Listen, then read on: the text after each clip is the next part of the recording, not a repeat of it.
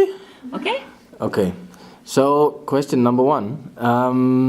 We want you to reflect a little bit on what we did today and answer the very simple question: how did you find the Sustainable Solution Camp? First impressions. Very useful. Uh-huh. Yeah, very practical. Uh-huh. Practical, I agree.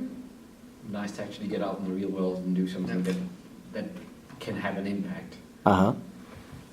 Yeah, it's nice to have an insight from their perspective, because normally you would only see it as a customer, but now you also get like the insight from the back side, Yeah, yeah. and to sort of develop some ideas to help them further. And nice to be close to a specific case, and not just on paper, but in the real world. Yes. Nice. And what would you say that you gained from being here today, if anything? Knowledge.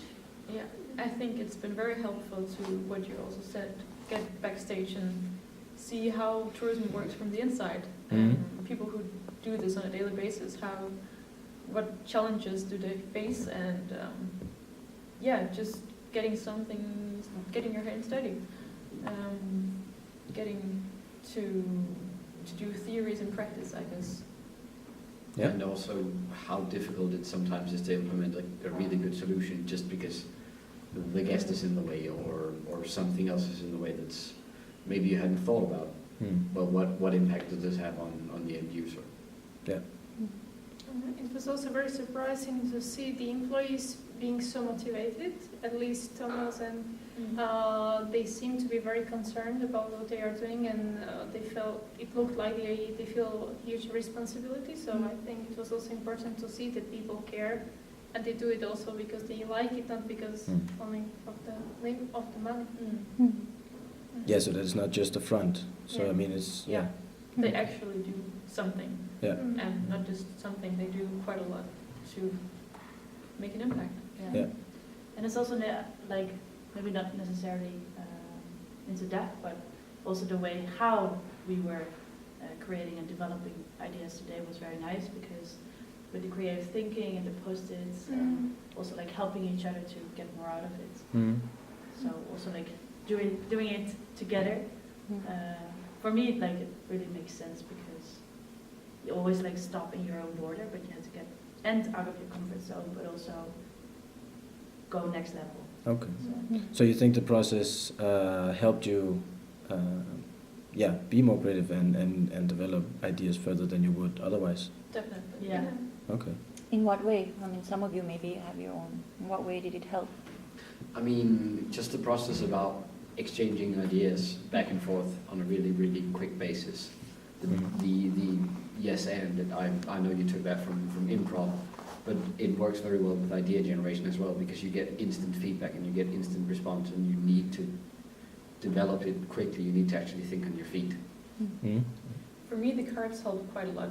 The cards with the pictures and the words, because sometimes when you're asked to be creative and to be innovative and be creative, it can be very difficult to know how, and those cards help you have like a script or have like specific things to start by. So they help me quite a lot to get past the point of just getting your own ideas down. Okay. It's like a stepping stone. Yes. And I think it's It's about exchanging ideas with people instead of just using your phone or computer to feel about ideas. Just easier with other people, actually. Yeah. Talking about that, how do you feel without your, mobile phone, computers, and like you're used to it in a daily life in a campus? How does it feel? Yeah, I guess you didn't even use them today. No. How does it feel? It's been nice. Yes, because I think we are good enough at generating new ideas, and I think we had to also look into our own creativity and think about connect it our ideas at some certain level or at some reasonable level, in a way that maybe there are better solutions, but maybe they are not applicable to this hotel, to this case. Mm. So I think by discussing, we also realized that, oh, this is maybe too much, maybe this is too little. So Mm. we could negotiate and discuss and debate on it together. But I think also the format has helped today because Mhm. we're not that many people and we actually know each other quite well. So that hasn't been a barrier. Whereas if we were complete strangers and we would have been more people, I think it would have been more difficult to actually to kind of bond with the person that you're negotiating these ideas with. Mm. Okay. Are there any more impacts with the process? If it's like adapted maybe in a university, I don't know, or in a group? Yeah, I mean, how would you say that if it could, do you think that it could benefit a university situation? Yeah, Absolutely. Yeah. I think this is like an added value to our studies that finally we received because, as we discussed before, we were promised PBL and we have never done anything very similar to PBL because we have never had a company visit or a real case. We were, of course, more than free to choose a company for our semester projects, but usually it's kind of a very long process and no one encouraged us in particular way. Mm. So I think this is the first opportunity for us, even though we are at the end of our studies, but still better now than ever. So I think, Yeah, and the project is of course like a 10-week yeah, process. period. Yeah. Mm. So I think maybe university could like provide maybe companies or like have some relations already or like some real cases you can actually work with, Mhm. or they should give you some time in the beginning so you can actually look yourself for these, because otherwise the time is too short if you start that on week number 1. Yeah. As you said, if you approach a company such as Comwell by yourself and you're saying, hey, can I do a project with you? I really want to look into your company and I'm doing this project in my 8th semester or whatever. My guess would be that it wouldn't have the same impact as if the university went there on behalf of you and say, okay, we have these students and would you be willing to maybe draw them inside and have them look in your kitchen, in your rooms, and then do a project with you? I think the possibility or it would have a better impact, I guess, if the universities approached companies for us to some extent. Mm. Yeah, and I think added to that, for me personally, if you do a project for a company which actually has like a real life problem or a challenge they're facing, Mm. to sort of helping them out, Mm. even though it might be too much or too little, Mm. you still know they're going to look at it and they still maybe develop it a little bit more in their own way and still going to implement it. Mm. Whereas if you do a more very theoretical project, which is nice, Mm. but then the teacher's going to, like very black white said, the teacher's going to read it, Mm. you will get a grade and that's Mm. it. And now your effort will actually be used. So I think for me, like, it gives me more satisfaction as well and more motivation. Do you guys want to add something? Oh, you do want to add? Do you think the process itself could have a place in university setting, like in a regular conventional teaching setting? Absolutely. Yeah. Yeah. I mean, it could be every semester, it could be, I don't know, yeah, that we have a case such as this implemented in the semester, so that each semester you would get at least one project or one case that is hands-on, and you actually get to go out to the company and see what they do instead of just reading about them on a paper or on a website. Not just because of the connections that we would get as students, but also you feel and you touch the things that relate to what tourism is in reality. And like you said, you can feel how the employees actually, when they communicate it, Yeah. you can feel. You don't feel that in a You website. feel the passion from them. Yeah. Yeah. Yeah. And you can read about it, but you still also you don't know. I mean, you can read about this is good, this is not good, but I mean, that's what he said as well, like, or one of us said, like, it also depends per company and per hotel, like, what works and what doesn't work. Yeah. This is a way to also find out. Okay. It could also be a useful way of sort of directing the teachings in a specific direction sometimes, that you have this project that follows through the semester and if you have a lesson about marketing, well, now you have a company that you need to focus on, and you visited them, so you know a little bit more about who they are based on their values, rather than on the description of who they are. And next week, well, now you have to find a solution to some problem they present you with. So you have this sort of concrete topic all the time, instead of having a new topic every week, and sometimes it gets a little bit thin. Yeah. And what about the creativity part of it? So sort of using these sort of methods in a more conventional teaching I think the situation? specific methods that you guys have used have been absolutely brilliant. Mhm. Other creative methods wouldn't have been just as great. Mhm. I think these are, just as I said before, they are practical, and they're not exposing you, in a sense.